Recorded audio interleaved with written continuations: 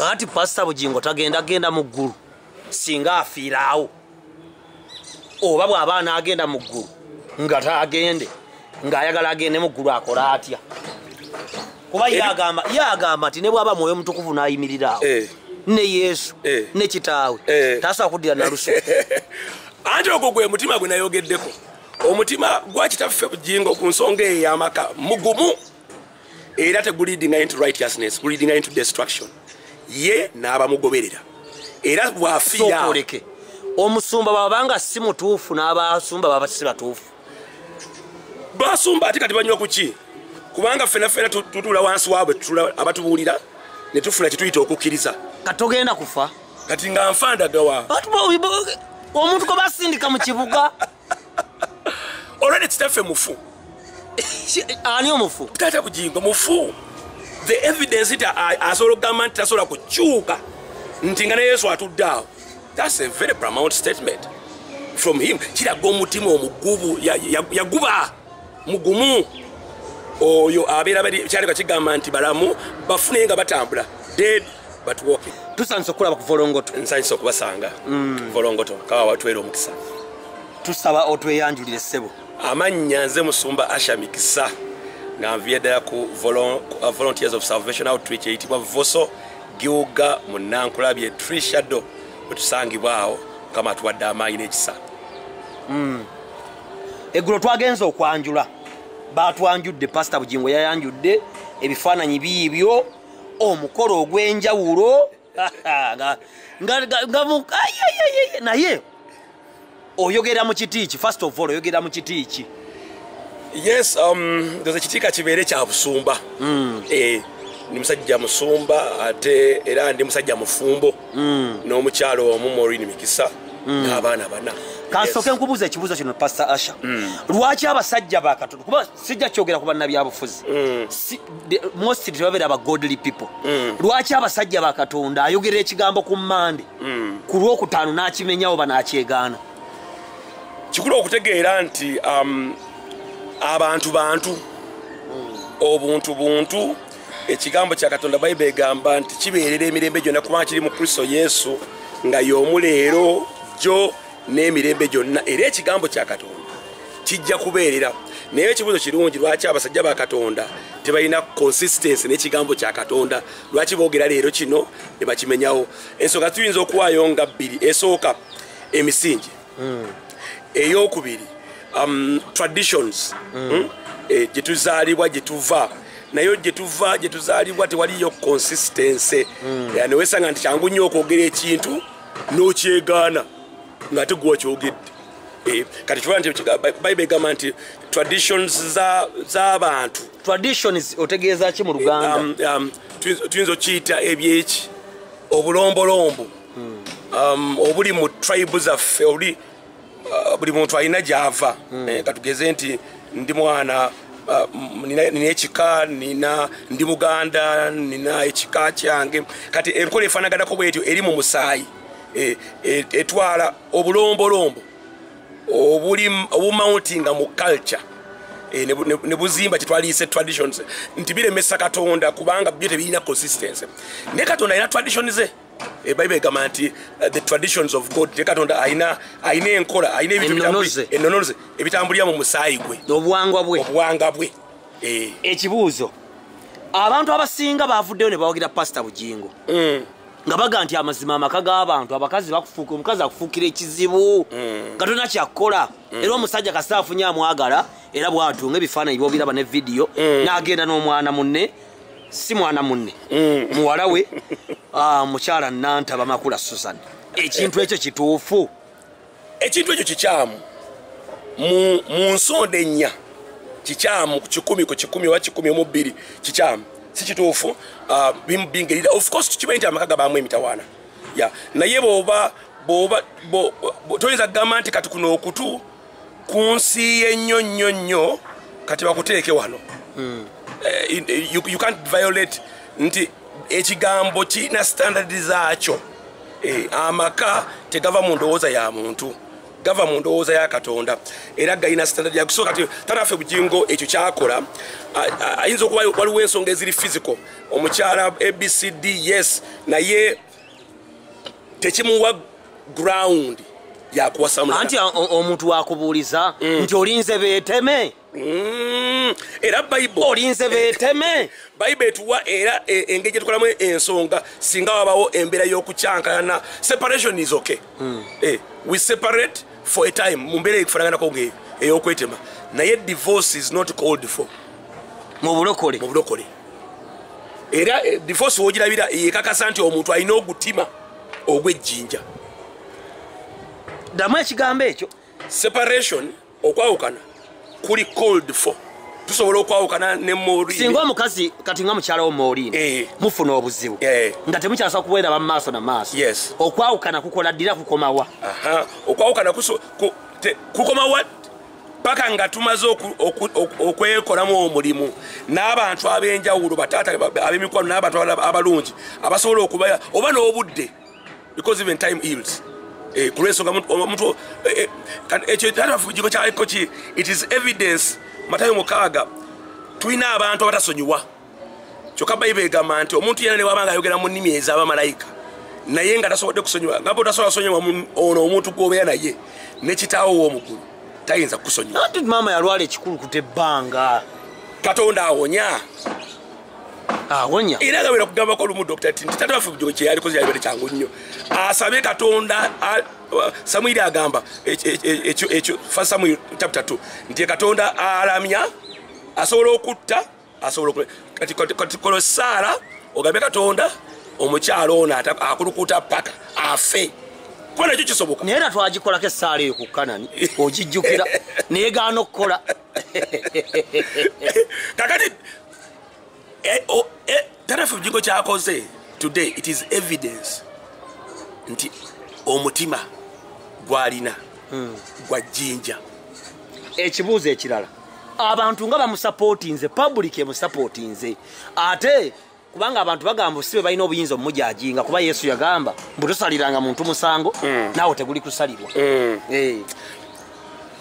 omanyi okwata mu muliro kyekibaawo gukwokya kati waliwo ebintu byetukola nga tebyetagisa kutusalira musango omusango Yesu yagamba nti ekigambo kye mbabuulidde kimaze okubalamula ekigambo kya Katonda kitulongoosa kyokka era kirina n'amaanyi okutulamula neŋŋamba nti asha wano wembadde si walungi kankyuseemukko so kati why do we have the public abantu bangi kubanga tulina omulembe omufu tulina omulembe ogulina emitima nga migumu tulina omulembe ng'abantu baagala ekyensi baagala ekintu kyabwe era ekyabwe kyekiriwa kyekyo nti omukyala ng'alina ensonga omwami ng'alina ensonga mute genda ofune omuki kyokka ekyo si kyabwa Katonda si kyabwa Katonda n'enkola gyakitegeeza abantu basobola okusiima ekintu nga Katonda takisiimye nnyo kikolebwa emirundi mingi nnyo abantu basiima ekintu nga Katonda takisiimye yes it is evident in our country nga tuli ku nsonga ya kitaffe Bujjingo nti bangi nange badde mbalaba nga bamuwagira tiimu Bujjingo tiimu no but this is not true si kirungi n'akatono it's a very bad example eri eggwanga lyaffe eri abaana abato abali applying okuyingira mu bufumbo obufumbo buli honorable era tekitegeeza nti tebuli obufumbo buli mu nsi naye nga si bwansi it's very very important naye Musumba omukazi akufuukira ekitaagululo oba omusajja n'ogezaako n'ogumiikiriza n'olabanga nedda ate n'ofunayo ng'oli olaba akuwa emirembe yes emirembe kintu kikulu nnyo kati nga tuli mu mbeera y'obufumbo kuba ye agamba nti kati wano waali emirembe agikola ki agiwulira alina temporarily sije emirembe girogera ku Shalom sije emirembe egiva mu Galatians 5 egyo gyalina gijje era gisobola okubeerawo era kankubuulire asobola okutambula bw'atyo n'agamba kati kyekyabaawo ayinza n'okwongera emyaka miranga 100 tekitegeeza nti Katonda yasiima kati Pastor Bujjingo tagenda mu ggulu singa afiiraawo oba bw'aba n'agenda mu ggulu nga taagende ng'ayagala agende mu ggulu akola atya kuba yagamba nti ne bw'aba Mwoyo Mutukuvu n'ayimirira awo ne Yesu ne kitaawe tasobola kuddira na luso anti ogwo gwe mutima gwe nayogeddeko omutima gwa kitaffe Bujjingo ku nsonga ey'amaka mugumu era teguleadinga into righteousness, guleadinga into destruction. Ye n'abamugoberera era bw'afiira omusumba babanga si mutuufu n'abasumba baba si batuufu. Basumba ate kati banywa ku ki? Kubanga ffenna tutula wansi waabwe abatubuulira ne tufuna kye tuyita okukkiriza. Boogera ekigambo kya Katonda ne tukiwulira mu matu gaffe ne tufuna okukkiriza ne tufuuka abaana ab'okukkiriza. Bayibuli negamba nti the just shall live by faith. Ne tutambula n'okukkiriza okwo. Kakati ebigambo bataata baffe ne bamaffe boogera abatuweereza ku bituuti bikulu nnyo. Kyovula abo boosumbibwa omuntu alina omutima omugumu nga kika kitaffe Dda Bujjingo. You are destined to fail. It is just a matter of time.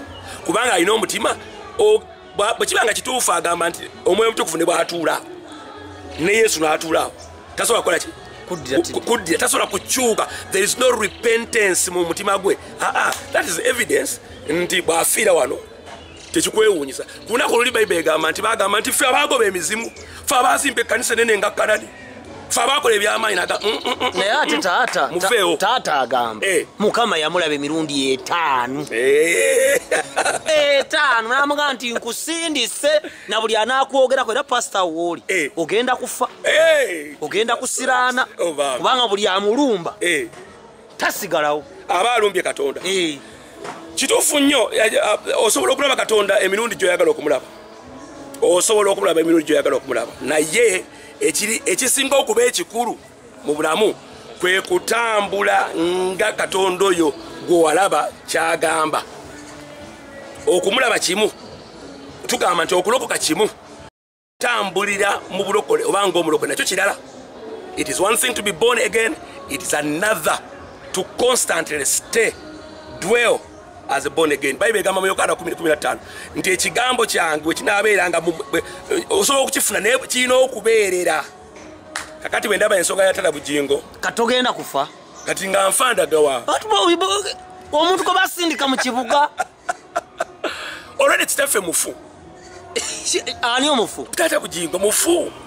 The evidence it asobola okugamba nti tasobola kukyuka nti nga ne Yesu atudde awo.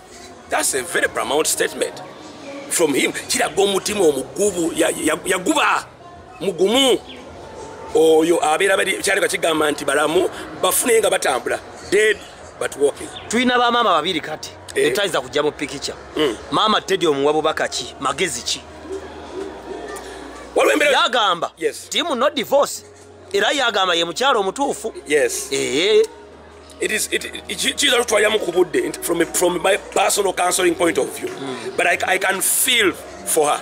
Yes, and nyizo kumuwa amagezi kirungi nnyo okusigala nga Katonda amulina, because these are very desperate times for her. Ekwato alina abaana alina, he's still similar to a divorce, and that's very very standard nungi ewa Katonda. But yes, olina kamuweyo gano genyiza okuba osaga saali gamuwadde. Bayibuli eyogera ku mukyala omu yali yafumbibwa omusajja omu nga musiru.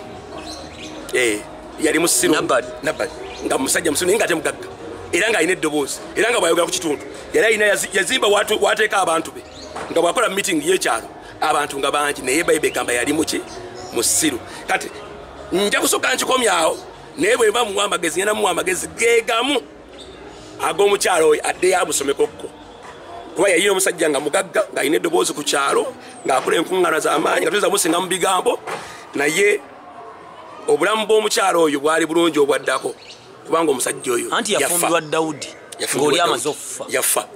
Anti kyekugambye nti kasita omutima gukaluba scape route eba yakufa.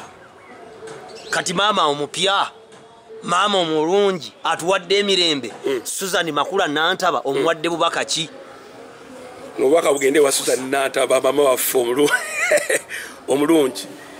Enjoy yourself in the temporary peace. Enjoy yourself in the temporary peace. Kubanga that is evil.